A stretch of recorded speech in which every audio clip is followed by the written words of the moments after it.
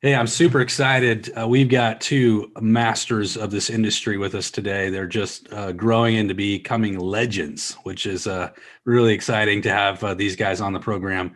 I was on their program, their podcast, I don't know, it was about a month or two ago, and lucky enough to get them onto my podcast this morning or this afternoon, this evening for them, I think. So we got Mr.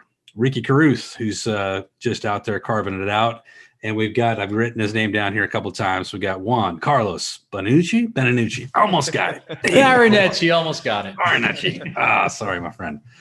All right. We're going to dive deep into all things real estate today, and just kind of, want to get the take on how these guys are growing such an amazing business and their best advice for all of us out there in the field and out there in the trenches. We're all in a low supply market. And but every market is the same in the sense that I think, to dominate any market, you got to be a strong listing agent. I think Ricky has really pioneered going out and just making it happen every day. I've been doing something because we're kind of at the middle of the year, and you never know when people are going to listen to this, but this applies at any time, is kind of resetting goals and drilling down into a daily action plan. Ricky, when you're coaching people and you have thousands of people you're coaching, what is your approach for like telling them what should they be doing on a daily basis, man? What should they be just totally focused on? Well, to be honest with you, it's not even necessarily exactly what you should be focused on, but it's just to be focused on something. Right. Number one, that's step one, is just like find something to be focused on, and then to be very disciplined and routine with whatever that focus is. Like that's the foundation, is like getting into the routine of waking up early, having your morning routine, getting ready, going to work, and then doing whatever the process is there. I mean, we can get into the specifics of what to do, but I mean, until you're actually, partaking and having a routine in place, there's nothing really to talk about.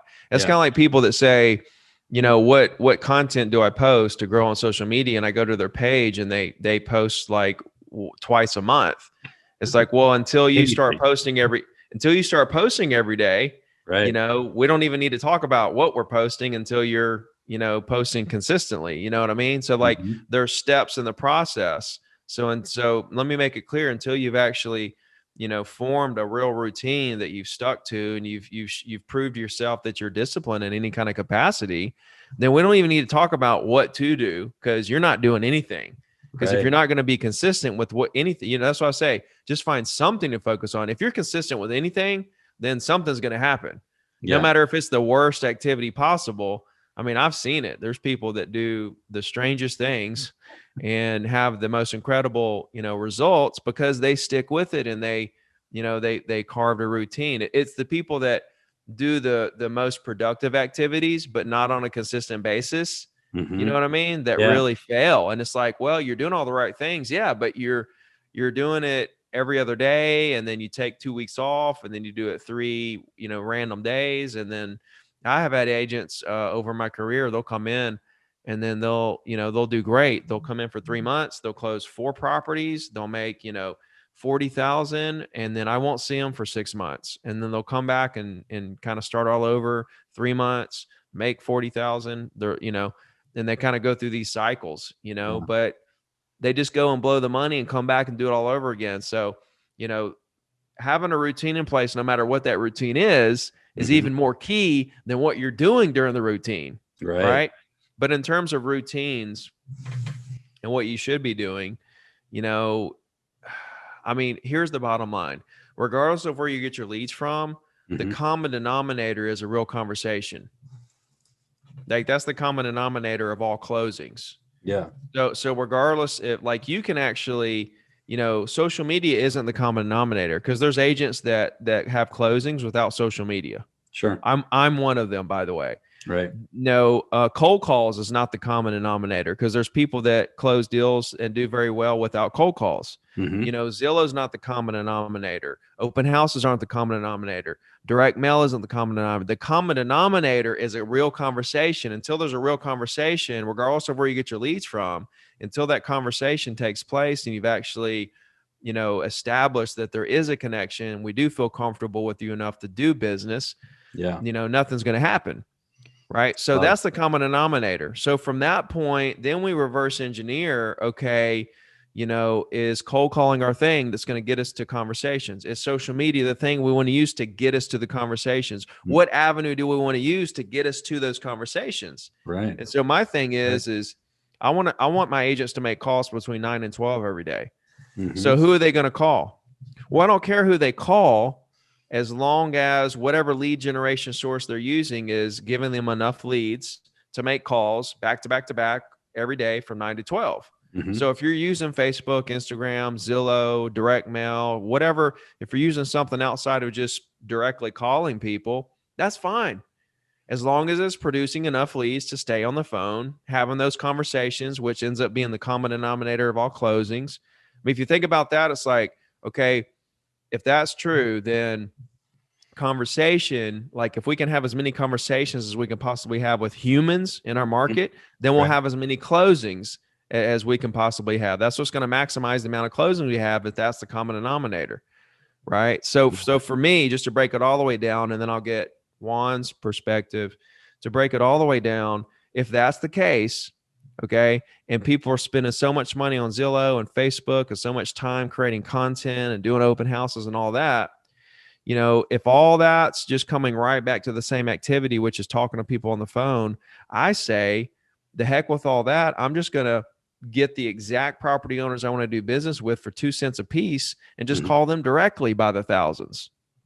Gotcha. So you're just skipping a lot of that other stuff, which is really exactly. Like chase. Like I'm a hacker. Yeah. Okay. Right. I'm a business hacker. Yeah. Like I figure out a way around all the minutia to get to the actual meat of the bone. Right. And that's the meat of the bone, creating friendships with people who own the exact property you want. I love it. So why not just do that? Instead of doing all this stuff, why not spend all your time just doing that? I love it. Juan, what's your take on there's a lot to unpack in what Ricky just broke down for us, but what's your take? Well, it's actually a very similar take. Any single time I come across a new agent in the business, I always recommend one book. It's called The Slight Edge by Jeff Olson. Have you heard of it? Not. On the cover of the book. Where'd you hear about this book? Did you recommend it? Yeah. Well, listen, on the cover of the book, it says turning simple disciplines into massive success and happiness. When did you read it? Philosophy. When? Yeah. Probably 3 years ago. When I have you on my podcast, 3 years ago, maybe it's coincidence. Who knows? Anyhow, you got it. You got it when I came on your podcast. It's possible. Who knows? That's when it was, dude. That is when it was. I came on Juan's podcast. I told him to read The Slight Edge, and now he's out here in the streets talking about. Now he's out. I'm still in the city. But listen, the Slight Edge, there's two words. That's the greatest book I ever read, by the way. That's the only book I ever read. That's the only book I ever read cover to cover twice. That's the only book I ever read every word. It's not even a real estate book. It has nothing to do with real estate, but it's two words. It's simple and it's discipline. Right? So to take back to what Ricky said, it doesn't really matter what you do, as long as you do one thing and you do it consistently over a long period of time. I've seen people that are cold callers that build 7-figure businesses. I've seen internet marketers build 7-figure businesses. I've seen door knockers. The number one agent in my local market was a door knocker. He door knocked 10 homes a day, every single day for 5 years. Closed 205 transactions last year. Wow. So you could take any simple prospecting method, and as long as you do it consistently over a long period of time, two things are going to happen. Number one, you're going to start getting results. Right. Not because of by chance, but it's the law of numbers. Sure. And number two, you're going to get so good at that one activity, you're going to become an expert. That usually takes 3 or 4 years. But when you become an expert, you become the best at that one activity in your entire market. And all of a sudden your conversion goes up. So it's a mathematical equation of doing something with repetition and repetition and repetition till you're the absolute best. And I recommend you find your one thing. If you're terrified of the phone, that's probably not your one thing to do. I love the phones. I'm someone that started off for sub-buy owners and expireds. But after 2 or 3 years, I did understand what Ricky is saying. Basically, you might as well just speak to everyone and anyone, focus on the relationship. And at some point, they're going to want to sell. Got it. Love it. A lot of, again, a lot of stuff done back there. But being the expert in one thing, I think is really interesting. And this, the power of just stepping, like for a lot of us, getting through the gym doors, like it doesn't matter what exercise you're doing. You just got to freaking step through the gym doors every day, because that's 90% of the problem is getting your butt through that door, right? Absolutely. And it doesn't really matter what you're doing. You just got there. I love it. And so let's talk about the biggest challenge, I think, and the reason we see so many people in this business, 86% attrition rate, of first 2 years people exit, the business, they don't survive it, is that gap between they're starting to do it and then they fail out. And that failure burnout, I would call it, like they just experience failure. What's your method for coaching people past that? Because we all know that failure is a path to success, but how do you get them mentally past it? I personally believe it's patience and it's work. Yeah. The majority of the people that fell within the 6 months, majority of them are not working. They're not making the calls. They're not following up. They're not building a database. They're not sending out a weekly newsletter. And the other half, well, they're not patient enough to see the results after 18 to 24 months. Mm-hmm. My first year in real estate, I made $4,000. Right. My second year, I made 6 figures. Mm-hmm. If I kept on and I saw my math after the first 12 months, I would have called that a failure. Right. But I changed my mindset. I had a 10-year plan. Mm-hmm. So I said, listen, if I go after 10 years and I'm still making $4,000 a year, well, I'll go do something else. Sure. Most people have a 6-month mindset. It's about setting the expectation that they have to think of this in a 5, 10, or even 15-year plan. So it's really interesting. So what I think what Juan it brings up, and I failed for my first 6 months too. Ricky, how did you do right out of the gate? Were you a rock star right out of the gate, or did it take you some time to get up to speed? Oh yeah, dude, I was a rock star. I was laying so many shingles. Like it took me 8 months to make my first sale. Funny thing is, in 2011, I started to try to build one of these teams. Yeah. My thing was, if you don't sell anything in 6 months, you're off the team. And I'm thinking, well, I would have fired myself, right? I would have fired Ricky. You know what I mean? Like Ricky wasn't good enough to be on my team, kind of deal. But here's the thing: when new agents come in, the way that I have a new agent process that I take them through. And one of the biggest things is setting their expectations of the business, because what happens is they come in and they're overly excited of this new opportunity and venture that they're in here. It's just like, sky's the limit. It's just, this is a crazy good opportunity. So many people are making millions, and they get in, they're riding this emotional high. Yeah. And then after a couple of weeks, they realize, wow, there's this mountain of knowledge and I'm not going to learn it all in one day. And they become a little bit frustrated. Yeah. And they start to come off that high. And then next thing you know, they didn't make a sale for 3 months, and then they become very disappointed. Mm-hmm. Right. And so these are the stages that every single new agent goes through. I don't care who you are, how much of a, how great you are or whatever, you're going to go through these emotional ups and downs. Mm-hmm. And so most people, the reason why they quit is because they can't stomach these emotional ups and downs.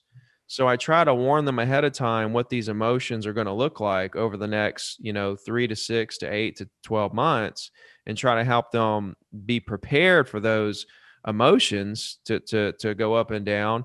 And what happens is the first emotional high, you're really high because you just think you're Superman for a second.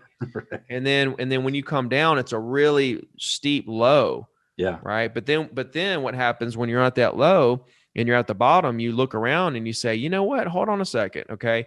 All these other people are succeeding, sure, this is harder than I thought. Okay. But I can do this. Mm-hmm. And so then what happens? You go on another high where you're like, okay, I realize how hard it is, but I can do it. Let's go. And you become excited again, but your excitement level isn't as high as that first one. Right. And then what happens? You go through the whole thing again, you become frustrated and disappointed, but that low is not as low as the first low. Yeah. And so if you can stomach that first really big drop, mm-hmm. and then come back and then stomach that second one that's not as bad, it gets to where it'll kind of level out a little bit and even out. Then you understand when to get excited about certain things, when to get disappointed about certain things. And if you're able to manage your emotions, I think that's the biggest part of this puzzle that people don't talk about, is managing your emotions in the beginning stages. Yep. And then on top of that, being super confident. I think that's one of the biggest things. People just aren't confident in their self. They're not confident that, that they have enough experience to really help someone buy or sell a house. And that little bit of lack of confidence really hurts them on their tone. It hurts them, just being able to, make someone feel comfortable with them. Their lack of confidence. Your number one job as a real estate agent, the number one skill set should be to make someone feel comfortable with you. Mm-hmm. Because if they don't feel comfortable with you, they're not going to do business with you. You're not going to get to the appointment, to the showing, to the contract, to the offer, to the closing table. None of that's going to happen. Right. The number one skill needs to be, can you make people feel comfortable with you? If you can do that through your tone, your body language, the words you're saying, your intentions, then you've really got something. Your confidence, you've really got something to work with. Mm-hmm. Then you move over to what's our biggest objective as a real estate agent, right? Because most people are like setting appointments, closing deals, getting clients. No, it's data collection. Mm. You need to be a data collector first and a real estate agent second. Through your process of collecting data to build a database of local humans in your market to build your personal brand against, right? Then you sell what properties, you're out there beating the bushes. How can I help you? How are you doing? I'm Ricky. I'm a real estate agent, all this stuff. Do you have an agent? I'd love to stay in touch. You're collecting data, but you're also running into people that want to do deals now. Mm-hmm. But the bigger objective, which people are so heavy on 2021, or whatever year they're in, they're so heavy on how many deals are closing now, when really 2 years from now, you're not going to care how many deals you close this year. You're only going to care how many deals you close that year. Right. And that year is going to be predicated on how much work you put into building your database this year and next year. And they're like, it's okay to be focused on now, but don't be so focused on now. Let's balance it out with 50% focus on now, but also realizing the bigger picture where we could be in 2 years based on what we're doing now. I love that. So, I mean, that's a great thing to think about in terms of we're always focused on the bottom of the funnel instead of the top of the funnel. And we need to be focused on putting people on that top of that funnel. Like Juan, what would you add to that conversation? I'm going to start off by a quote by Winston Churchill. You ready for this one? Hit me. Success is the ability to move from one failure to another without loss of enthusiasm.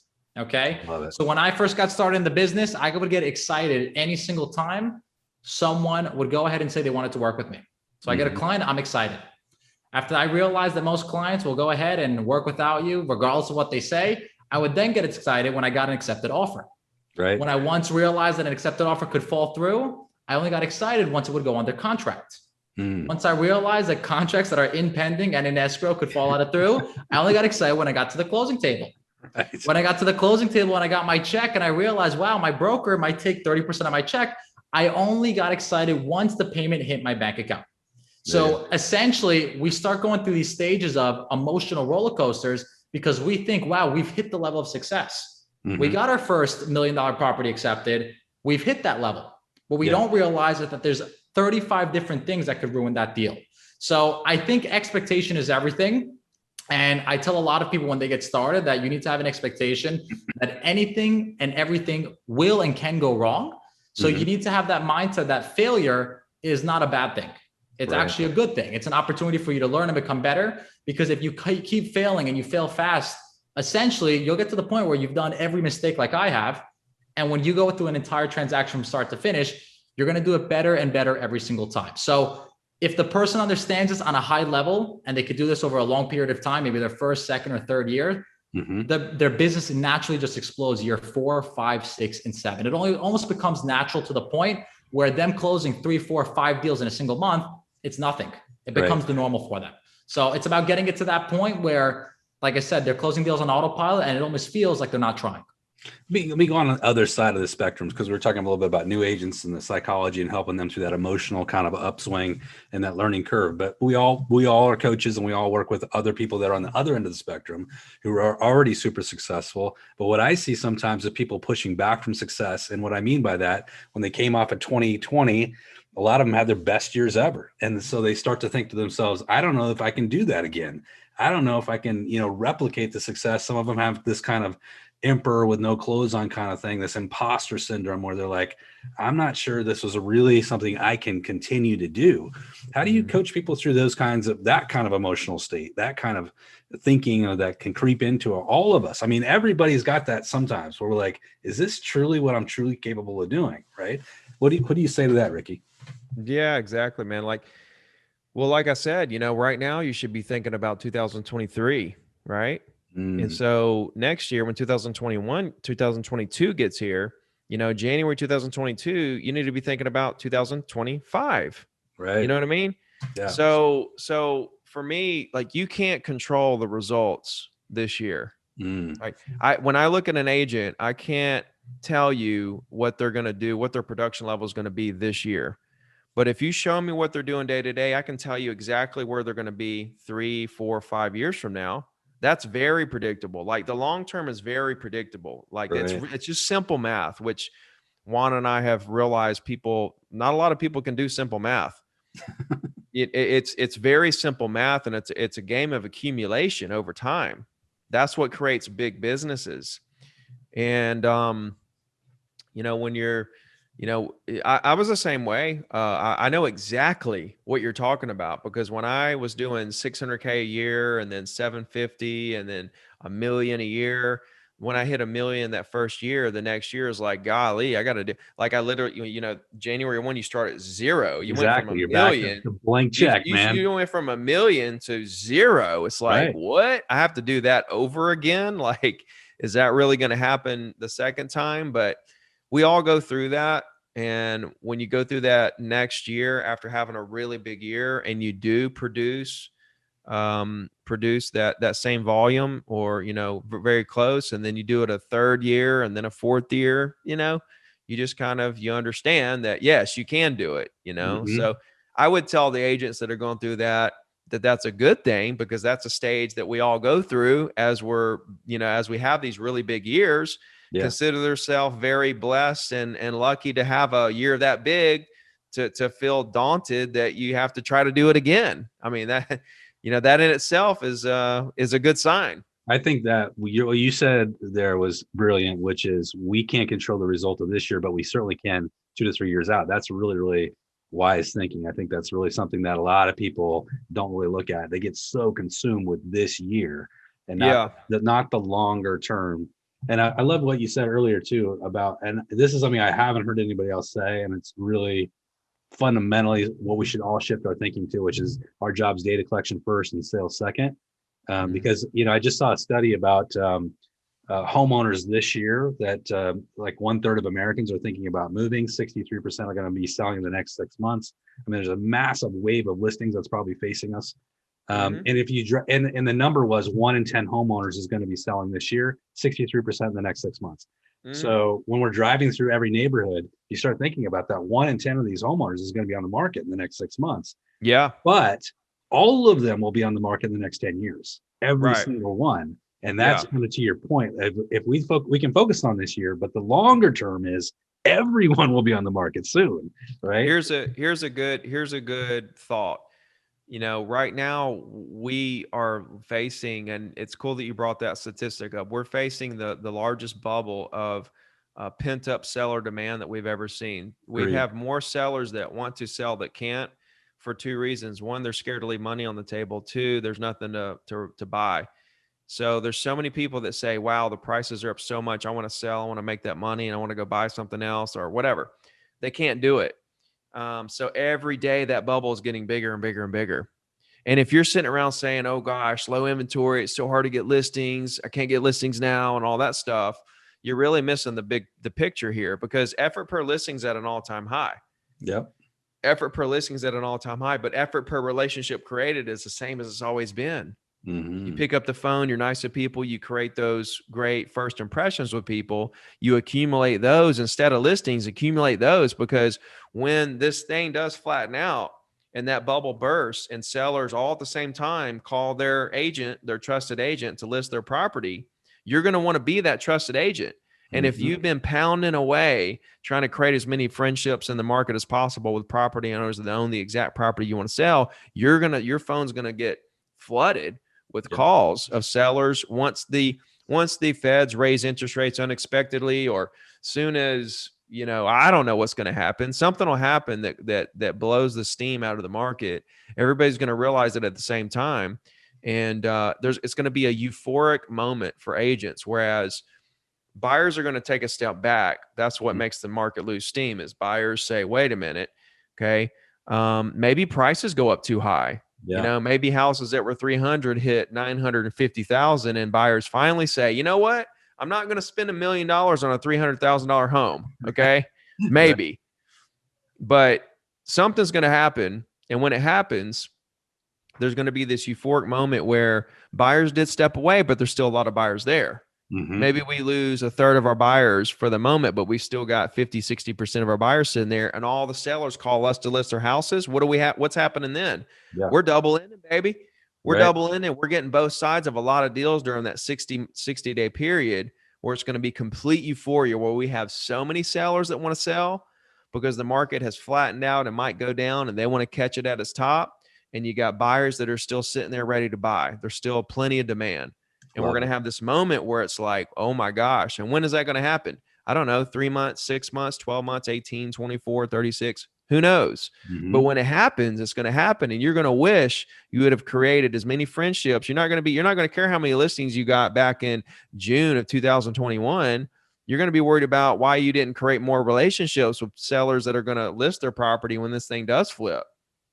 I love it. Juan, what do you want to add to that? So what I'll add to that is the same exact thing. Like I said, it comes down to the relationship. You could go down there and you could chase on every single short-term seller, right? But in actuality, we don't know who's actually selling in the next 6 months, 12 months, or a year. Something that I'm huge about is generating a database of friendships or relationships of people that'll send you referrals. So I don't even treat someone as a potential client. I treat them as a potential referral partner who would essentially send me business long-term. I think of every single person that's out there as someone that knows 10 or 20 people that may be looking to buy or sell over the next 5 years. So if you go out there and treat everyone as a potential referral partner, and you send them an email weekly, you send them a holiday text monthly, maybe you call them once a year to check in on how they're doing, essentially you're growing a giant referral business. And we all know getting a referral-based listing or referral-based buyer, they're the best to work with. So I'll add that, and I'll add the fact that it goes back to the data. How many of us are actually tracking our numbers? I call it KPIs, key performance indicators, every single month in terms of contacts, appointments, consultations, negotiations, contract volume, price reductions. Price reductions are the one key metric to find out whether we're going to get an accepted offer soon. Why? Because if a house is overpriced, there's nothing we could do to oversell it. So if we start tracking these numbers, we kind of get rid of the anxiety of, will I close X amount next month or next year, whatever it may be, because we could kind of tell ahead that if we put in $10 million in contract this month, 3-4 months from now, we're probably closing 8 to 10 million. Right. So track the numbers, have a really good database to measure these values, and long-term, it kind of becomes very systematic. Dude's 27 years old, man. Wow. So we were just on a call with a 23-year-old, and he was telling us his 5-year plan. And Juan was like, you sound like a 23-year-old me. And I'm like, you mean like you sound like you last year? This dude sounds like Juan a year ago. and I tell everyone, listen, I'm not special. I'm not super smart or anything. I understand math. Yeah. I understand that this is a numbers game and the currency is relationships. So Ricky, what'd you call it? Cost per relationship? Effort for relationship. What's the effort for relationship? 3-minute phone call? Right. Yeah, exactly. Just being nice, and but the effort per listing right now is at an all-time high. So it creates this problem in the market where agents are looking at the effort they put in. They're not seeing the immediate results. And it's like, don't even pay attention to that. Yeah. That's not even where it's at, man. Like 2023 is coming. Yeah. Let's get ready. I call it stacking. I mean, you have about 25% of the sellers that will come to market now, but about 75% are still on pause for whatever reason is going on with their lives. And we're just stacking that business up for some future, a future, what you're saying, some trigger event. We don't know what it's going to be. Hyperinflation starting, you might see the Feds pull the trigger on interest rates tomorrow morning. We don't know. And that will open the floodgates the other way. Interesting. Let's talk about these. Once you get these relationships into your pool, so you've done your job, and we could spend all day talking about techniques of, calling and all that. But I know Ricky's got a ton of content out there that you can go watch, and he's the master at that. But I want to talk about, once you get these people into a relationship, so you had a good conversation, what's the next step? I mean, how are you maintaining that relationship now, like going forward? What's your process? You putting them into an email, a drip campaign? You putting them into a postcard campaign? What are you doing then? Weekly email, bro. So what you have to look at is the different platforms to build your brand. Okay. Right. So let's break them all down. Okay. Most social media platforms is like 2 or 3 or 4 or 5% organic reach. Okay. Yeah. Email is a 90% organic reach, which means 90% of the people in your database will see that email in their inbox. Right. Okay. So you're going to, what do you want to build your foundation of your brand on? A 90% organic reach platform or a 2, 3, 4, 5% organic reach platform? Okay. So, and you control that platform. It's like social media, they can change an algorithm. Now you gotta spend money so people that follow you see your content. I mean, come on. It's not, like I'm not saying don't do social media. I'm saying the foundation of it should be a weekly email and then sprinkle the social media on top of that. Right. So when you do a weekly email every single week on the same day of the week forever, and it has your 2 cents on stuff, your opinions, market information, local restaurants, local stuff, then they start to realize that you're a force. You're an expert. They start to realize, okay, this person is consistent, hardworking, dependable, honest, professional. They know what's going on in the market. They're selling stuff. You're doing a little self-promotion. It does all the heavy lifting for you, right? It does so many things, right? So check this out. It does all the heavy lifting for you to develop that relationship even further because they see how hardworking and dependable and consistent you are. They love the content. They love your opinions on stuff. You tell them about what you think about the market. You tell them, here's the market stats. Here's what I think. Here's a new restaurant. I went there and ate. This is what I had. It was awesome. Go try it. Email me back for a chance to win a gift card. Those are the kind of things that you do. But not only does it do the heavy lifting on the front end to help you further those relationships and build your personal brand, but it's also a safety net on the back of your business.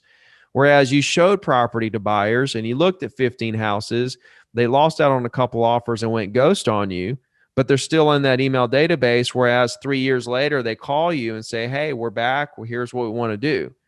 Right. So it's a safety net on the back of your business where, of course, it's not going to catch every single little last lead. Sure. No system's perfect, but at least you have something there where there's at least a chance. Your job is to put your name in as many hats as possible in the market. Now, whether your name gets pulled or not is out of your control. Right. But we got to do what we got to do to put our name in as many hats as possible.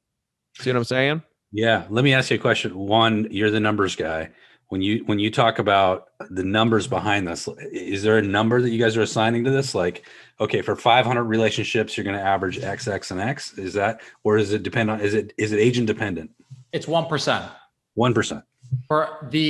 Let's say your database is 1,000 people that you've spoken to and you're consistently emailing throughout the course of a year. You could expect to generate 1% of closings for those 1,000 or roughly about 10. Okay. Right. So what ends up happening? Oh, not 10. It would be 0.01%. So for a 10,000, it would be 100 closings. What that come out to? Yeah, 1% of 10,000 would be 100. 1%. Okay, cool. So for 1,000, you should expect about 10 closings from that. What ends up happening is essentially you can only do so many contacts every single month. So right. I tell everyone, try to aim for 5 contacts a day to enter into your database. If you're working roughly 5 days a week, that's 25 contacts a week. 25 times 4 weeks for the month is 100 contacts a month. Any human being, if they're working about 1 or 2 hours a day, could build their contact book by about 1,200 contacts a month. That means you're consistently doing about 12 deals a year. Consistently by year 5, you're doing 60 deals a year. What ends up happening is a lot of people will go ahead and do the effort to generate the lead, but they'll never nurture it. And Ricky says, hey, go out there and send out a weekly email. How much does that weekly email take? Maybe 30 minutes of your time max. I say take it a step further. Those are 52 touches throughout the year. Why not touch them another 13 times? So in addition, I do a monthly holiday text blast. Text blast, I mass text blast everyone in my actual database. I say, hey, happy Thanksgiving, Merry Christmas, Happy New Year's, whatever it is, just to stay top of mind.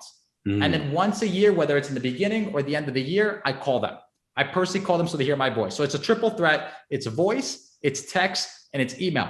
Is it a is it a conversation or is it a voicemail drop? It's an actual conversation. Okay.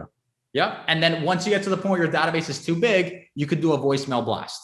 Got it. So if you do that on a consistent basis, you could take it a step further with taking that entire list and now doing Facebook retargeting ads so they see you on a consistent basis. But if you do that on a consistent basis, the math is 1% of your total database will be the amount of deals you're going to close that year in referrals. So based on your structure, making those 20, adding the 25 people a week because you're on the phone, you're creating relationships, basically 100 a month for the brand new agent starting using this technique, this strategy that you're laying out. That's one deal a month that they're putting into the pipeline. Exactly.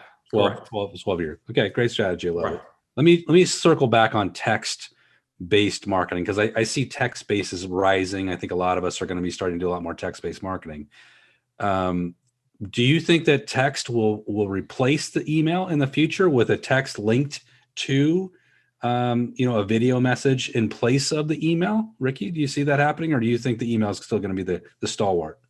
No, absolutely not, man. Email is, I mean, and look, I know it'd be like the complete foundation. See, text is a different animal, right? Mm-hmm. So right now, the reason why, like, there's businesses that are moving into text, like I'm using text in my business, and, but I'm very selective with how I use it, because it's still a very intimate place where mostly friends and family, you start getting spam there, then, where are you going to go to really stay in touch with your, friends and family at that point where you don't feel like you're going to get spammed with a bunch of stuff. Yeah. We're all starting to get spammed with some stuff via text message. So, no, it's another very high organic reach area. That's why people are gravitating to that. They know if people's attention is on their phones, and text messages is normally from mom and dad. And so they're looking at every text message that comes through so that that they know they have your attention when they text you. So no, it's a different animal than, it's kind of like saying, okay, email's been around since whenever, the 80s, 70s. How long has it been around? I mean, it's been around for a long time, and social media came along. It didn't wipe email out. Yeah, it's still around. Right. And I mean, we still have phone numbers, what I'm saying? Like, so, and those were, created back in whenever. So like, no, I just think it's going to be a different avenue. It's kind of like Instagram didn't replace Facebook, right? Or YouTube, all these platforms all exist. So I just think it's going to be another platform that exists, a different level, another avenue, that you can utilize. What I'm telling my real estate agents is, if you're going to utilize text, for your real estate business right now, I'm telling them to send out one a month. Right. So it's like the weekly email and then one text a month to your database. If you're using a text program to stay in touch with your clients, and make it very, I'm pretty good marketing wise with kind of knowing kind of how to format something like that, so, like 3 or 4 words that are very interesting, like new restaurant in Orange Beach, and then a link, or condo prices up, 20%, and a link, something really short, sweet, to the point, and a link that goes to more information, I think is what, I think it's a great strategy. So where it's going to go, we'll see. Who knows? Will it become the next email where you have hundreds of spam texts a day? I mean, like, is that where text is going to go? I mean, if it goes there, then where are we going to go next? I mean, what's going to be the next thing? So it'll be interesting to see. A side note on all this. So whether it's text or it's email, the message is the key. Like you were just saying, Ricky, because if their messaging is bad, they won't read it wherever it comes to them. Right. So let's talk about messaging for a second, Juan. What do you find is the most effective message that you put out, either through email or through text? Humor. Well, you would never think it, but all of my emails that have the highest response, there's some sort of comedy in there. And the reason for that is because you want to break the ice. You think of the amount of advertisements you get on a given day. You're probably seeing 65 Facebook ads. You're seeing 20 billboards on the highway. 30 things are popping up on your phone. I just saw this stat. It's 5,000. The average American sees 5,000 messages a day. Isn't that incredible? There's so much. So the second you see something humorous and it's something that's personal, I find that's the perfect go ahead to get someone's attention. Right. And now that you have their attention, then you could offer your pitch, your value for the day, your education, your inspiration, whatever it is. So it usually comes down to 3 things on the messaging side. Does anything that has to do with humor, education, or inspiration? Those are the 3 ingredients I see in value that you could add when it comes to messaging. Love it. Let me give you a flip on this. So Ricky, how important do you think it is with storytelling within these things? Like telling a client story. Do you do that very often? Like, hey, I just had this client. We just went through 25 freaking offers and we got an acceptance. You know, do you do some storytelling in yours, or is that something you don't do? No, I do storytelling, but I think, I think you got to be selective, because, sometimes the story will give off the wrong impression. It's just Right. like, I don't necessarily want to advertise that, hey, I'm getting, 12 offers per listing, you know what I Mhm. mean? Because then the seller's like, well, what do we, I'll just sell it by owner or something of that nature, which I'm Right. fine with that, by the way. And I don't mind telling them the truth.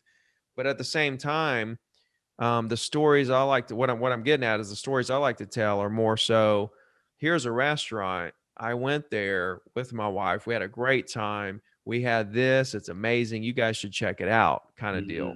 Community I based. told a story in this week's email that I sent out about, because we're about back to a lot of markets have hit their peak and kept going from where it was back in 04, 05. My Mhm. market is just getting back to the peak right this second.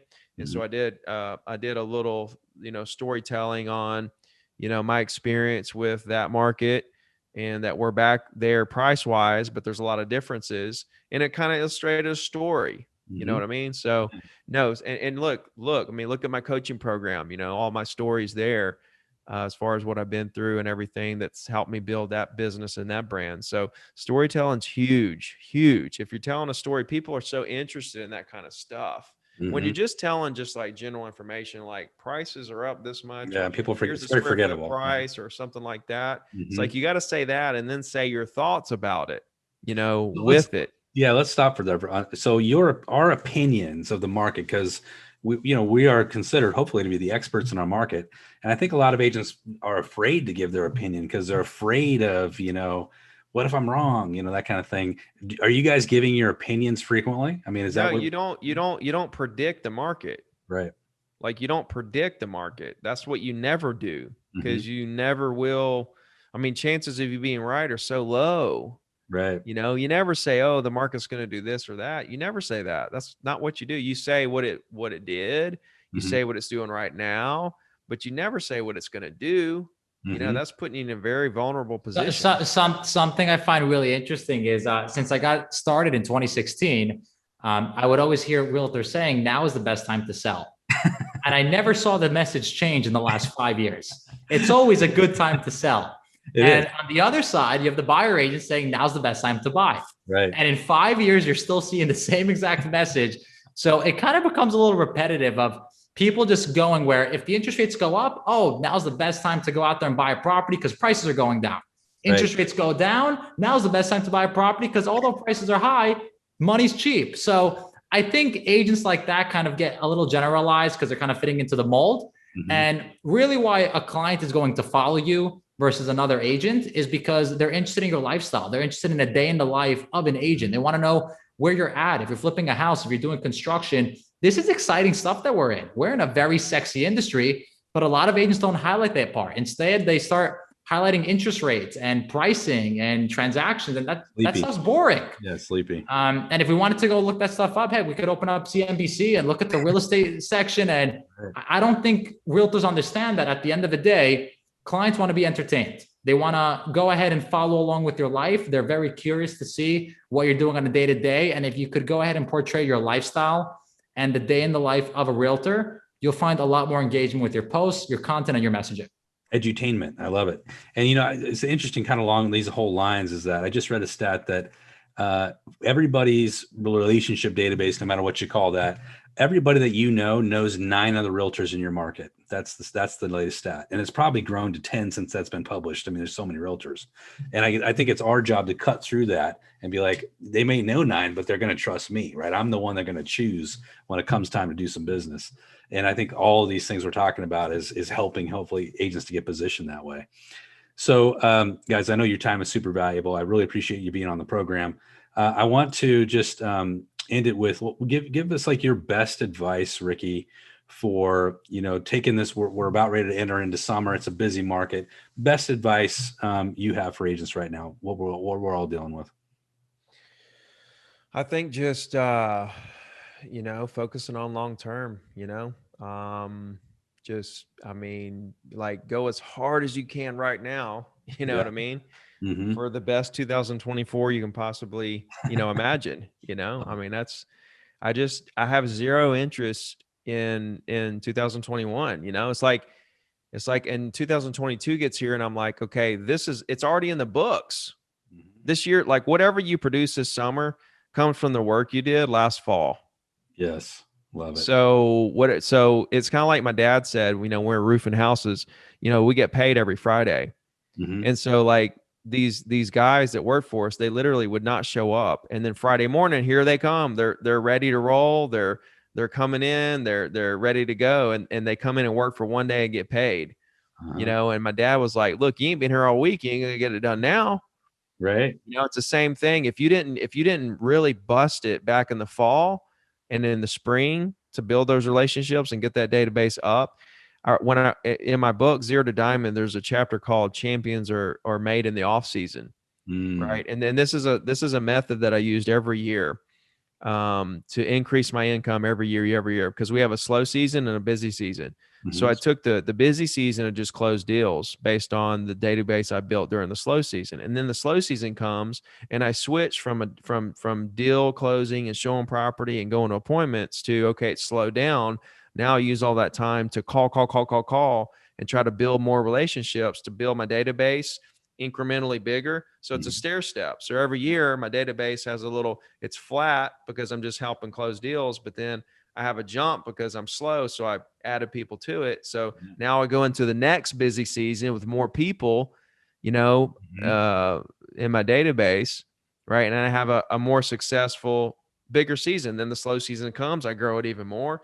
And so it's a little stair stack. You know what I mean? So if you weren't doing what you're supposed to do in the fall and the spring, no need in worrying about it the summer now. You know what I'm saying? You need to be working towards next summer and fall. It'd be interesting to like, if we all did have a crystal ball and somebody told us, listen, 2024 is going to be the biggest year in real estate history, far bigger than any other year we've ever seen.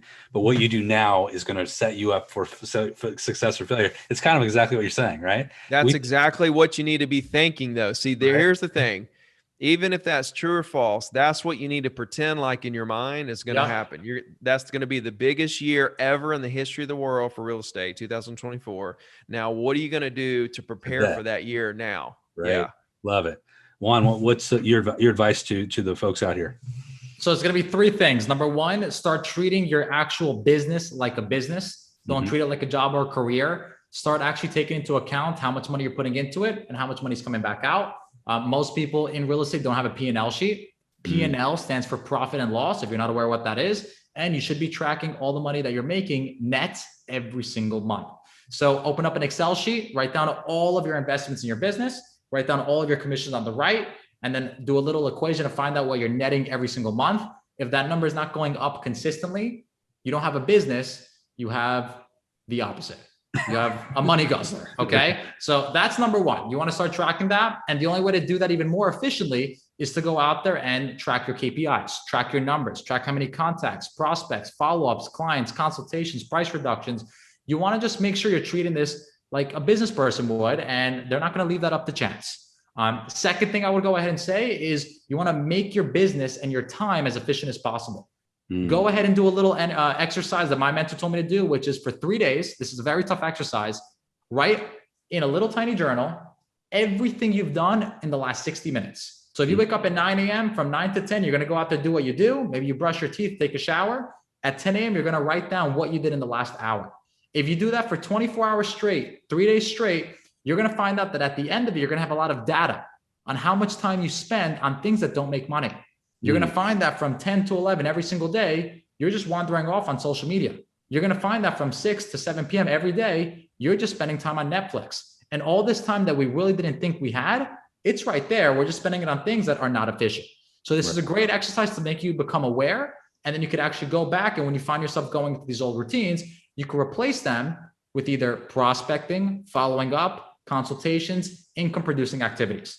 And then last but not least, follow me on me and Ricky on Instagram. We answer all of our DMs.